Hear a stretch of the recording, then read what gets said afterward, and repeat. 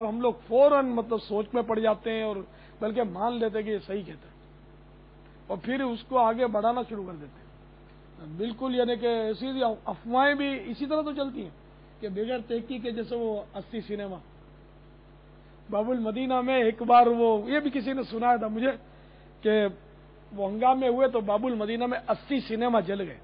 وہ 80 سنیما جل گئے، 80 سنیما جل گئے، ڈنکا بج گیا. اب کوئی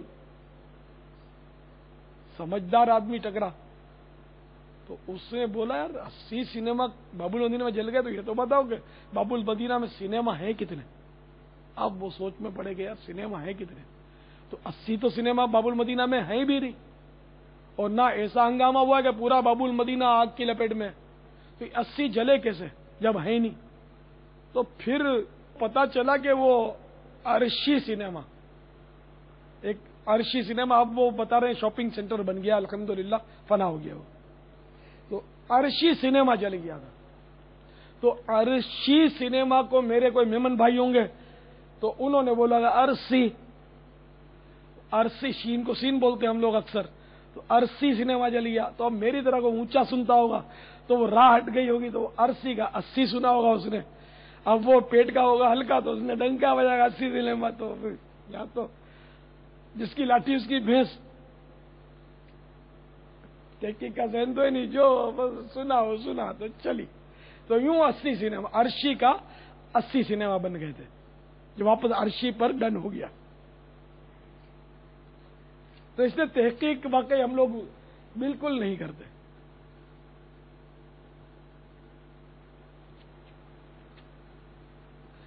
واللہ تعالی اعلم ورسول اعلم عز وجل وصلی اللہ تعالی علیہ وآلہ وسلم. تو بہرحال یہ کہ اگر شوہر کے بارے میں بیوی کو کوئی اطلاع ملے تو اس پر کان نہ دھرے، اور بیوی کے بارے میں شوہر کو اطلاع ملے تو وہ بھی اس پر کان نہ دھرے، ورنہ گھر ٹوٹ جاتا ہے. یعنی یہ مسئلہ یوں کہہ سکتے ہیں کہ گھر گھر ہے مبالغے میں، کہ یہ دوسری کے پیچھے لگا ہوا ہے، یہ دوسرے کے پیچھے لگی ہوئی ہے. تو کیسے پتا چلا؟ نہیں کنفرم بولتا ہوں، پتا کیسے چلا؟ میرے پاس ثبوت ہے. یہ ثبوت کیا ہوتا ہے؟ وہی کہ کسی نے خدشے کا اظہار کیا ہوتا ہے، اور جھوٹ نہیں بولتا. تو میرے کو بولا تھا کہ ایک بار یہ وہ سامنے جو کھڑکی ہے نا اس کی طرف گھور گھور کے دیکھ رہی تھی. اب مرے بھائی، گھور گھور کے دیکھ رہی تھی تو ہو سکتا ہے کوئی چاند سی حسین منی اس کھڑکی میں نظر آ رہی ہو اور آپ کے بچوں کی امی اس کو گھور گھور کر دیکھ رہی ہو تعجب سے. تو اب وہ گھور کر دیکھنا اس کا قصور ہو گیا، اور اب وہ شوہر نامدار جو ہیں بلکہ احمقوں کے سردار اس پر تہمت باندھ بیٹھے کہ یہ دوسرے مرد کو گھور رہی ہے، حالانکہ بیچاری مدنی منی کو گھور رہی تھی. تو بس وہ کسی نے دیکھا، اس نے بتایا، اور اس کو بولا کہ تو دوسرے کے ساتھ تیری ترکیب ہے، میرے کو پتا ہے. اب اس کو وہم و گمان میں نہیں، وہ کیسے ہو سکتا ہے؟ وہ قسمیں کھائی کہ نہیں، میرے کو ایسے آدمی نے بتایا ہے، وہ جھوٹ نہیں بولتا کبھی، نیک نمازی آدمی ہے، اس کی پیشانی پر نشان ہے. ہاں پیشانی پر نشان بھی ہوتے ہیں، نیک نمازی بھی ہوتے ہیں، مگر چغل خوری کی وجہ سے وہ نمازی تو رہ جاتے ہوں گے، نیک کا ٹائٹل ہٹانا پڑے گا کہ وہ نمازی تو رہتا، چغل خور نیک نہیں رہتا، فاسق ہو جاتا ہے. بلکہ یہ کیا بیوقوف، یہ چغلی بھی کہاں ہے؟ تو تہمت ہے، سراسر تہمت ہے کہ خالی وہ دیکھ رہی ہے، اس کی وجہ سے وہ غیر مرد کے ساتھ اس کے ناجائز تعلقات ہیں. یہ طے نہیں ہوتا، کبھی بھی نہیں ہوتا. دنیا ادھر کی ضرورت کبھی طے ہوگا ہی نہیں. ہم مانیں گے نہیں اس کو کہ یہ معاذ اللہ مطلب دوسرے کے ساتھ سیٹ ہے. بلکہ نعوذ باللہ کسی مرد کو وہ دیکھ بھی رہی ہے بالفرض، تو اس کا دیکھنا اگرچہ شرعن بھی مطلب اس میں ہے گنجائش کہ وہ اگر عورت کے لیے یہ گنجائش ہے کہ غیر مرد کو اگر وہ دیکھتی ہے اور اس کو دل میں وہ لذت یا شہوت نہیں ہے تو اس کے لیے عالمگیری کا جزیہ بار شریعت میں کہ جائز ہے. تو اگر وہ غیر مرد کو دیکھتی بھی ہے تو یقیناً اس کو یہ نہیں کہا جائے گا کہ یہ اس کے ساتھ سیٹ ہے. نعوذ باللہ، نعوذ باللہ. اگر اس کو لذت کے ساتھ بھی دیکھ رہی ہے تو زیادہ سے زیادہ اس پر الزام آئے گا کہ وہ بدنگاہی کر رہی ہے، ایک گناہ کر رہی ہے جو اس کو واقعی نہیں کرنا چاہیے.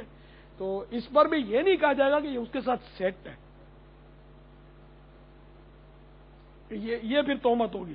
کہ یہ اس کے ساتھ اس کی ترکیب ہے، وہ جانتی بھی نہیں ہے. جیسے عام مرد بھی تو چلتی پھرتیوں کو تاک جھانک کر ہی رہے ہوتے ہیں، اس طرح ہو سکتا ہے یہ بھی کرتی ہوں.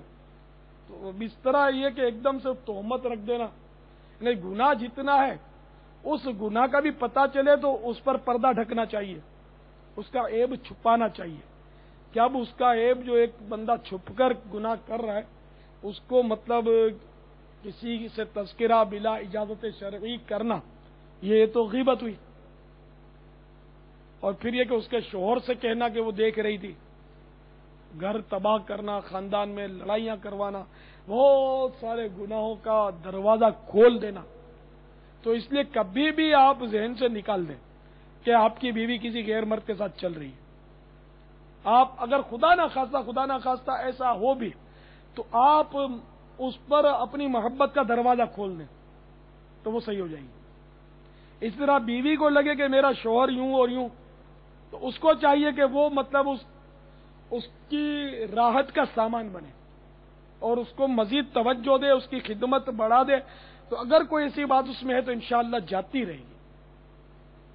ایسا ضبط، ایسا صبر، ایسا برداشت پاپا، یہ پھر رونے کے وقت آتے ہیں. اور کیا، ہر وقت لڑائی جھگڑا، ہر وقت بے سکونی، اور آخرکار 1 2 3. بابا آپ کا اس معاملے میں بھی تجربہ ہوگا کہ زندگی کے کئی شعبے ہیں، لیکن یہ ایک ایسا تعلق ہے جس میں شیطان شک بہت جلدی داخل کر دیتا ہے. شک کے، اور شک کی بنیاد ہی پر طلاقیں ہو رہی ہیں آج کل. بہت ساری طلاقیں اس معاملے میں شک کی بنیاد پر. نہیں سمجھتے، کوئی بھاشا ہی نہیں سمجھتے، گھر برباد کر دیتے ہیں اگلے کا. پھر یہ کہ جیسے کہ اب ایک تھے، مطلب ان کو اپنی زوجہ کے بارے میں شک ہوا، میں نے سمجھانے کی کوشش کی، ان کی سمجھ میں نہیں آیا. آخرکار بیچاری کو طلاق دے دی اس نے، دوسرا گھر بند. مرد پیسہ تھا، اس کے بعد شادی ہو گئی.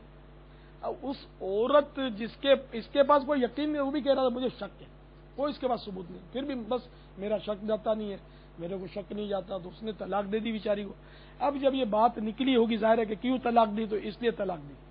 اب اس کو تو مل گئی کیونکہ یہ تو مرد تھا اور اس پر شک نہیں تھا نا، اس پر شک تھا، ملزمہ وہ تھی، یہ نہیں تھا. تو اب اس غریبہ کا کیا ہوا ہوگا بیچاری کا، جب اس شک کے بنا پر طلاق ہوئی ہوگی اور باتیں چلی ہوں گی کہ یہ دوسرے مرد کے ساتھ اس کی ترکیب آؤٹ تھی، اس لیے اس کو چھوڑا. اب کس نے ہاتھ پکڑا ہوگا اس کو؟ کیا عمر بھر اس نے بددعائیں نہیں دی ہوں گی؟ یہ آدمی کبھی سکھی ہو سکتا ہے؟ ایسا آدمی کہ جو طلاق دیا یہ ایک الگ بات ہے، لیکن اس بنیاد پر طلاق کی کتنی گھنونی اور کتنی گندی بنیاد ہے کہ کسی عورت پر ایسے الزام کے ساتھ طلاق دینا، اور اس الزام کا کوئی سر پیر نہیں، تسلیم کر رہا کہ مجھے شک ہے، خود بھی کہہ رہا مجھے شک ہے، بس میرا دل نہیں مانتا، میرا دل نہیں مانتا. تیرا دل گیا چولہے میں یار، کسی کی زندگی یوں برباد کرے گا، خدا کو کیا جواب دے گا اس طرح تہمت رکھ کر؟ تو نہیں ہے، ذہن نہیں ہے، کیا بہت بری حالت ہے. معاشرہ ہمارا اسی وجہ سے تباہ ہو رہا ہے.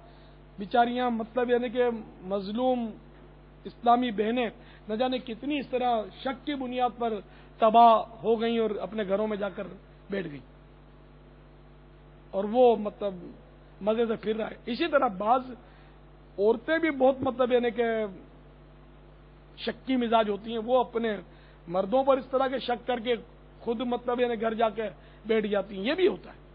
تو جب تک یقین نہ ہو، شرعی گواہ نہ ہو، اس وقت تک تہمت ثابت نہیں ہوتی. بلکہ اگر زنا کی تہمت رکھے اور ثابت نہ کر سکے تو وہ قاذف ہوتا ہے. اور عفیفہ پر، پاک دامن پر اس طرح کی تہمت باندھنے والے کو دنیا میں قاضی اسلام 80 کوڑے لگاتا ہے، اور پھر وہ قاذف جو ہے وہ مردود الشہادت رہتا ہے، اس کی گواہی مقبول نہیں ہوتی. تو اس لیے جو زنا کی تہمت باندھے اس کو 2 گواہ نہیں، 3 نہیں، پورے 4 گواہ دینے پڑیں گے. 4 گواہ بھی وہ جنہوں نے اپنی آنکھوں سے یہ سب ہوتے ہوئے دیکھا ہو.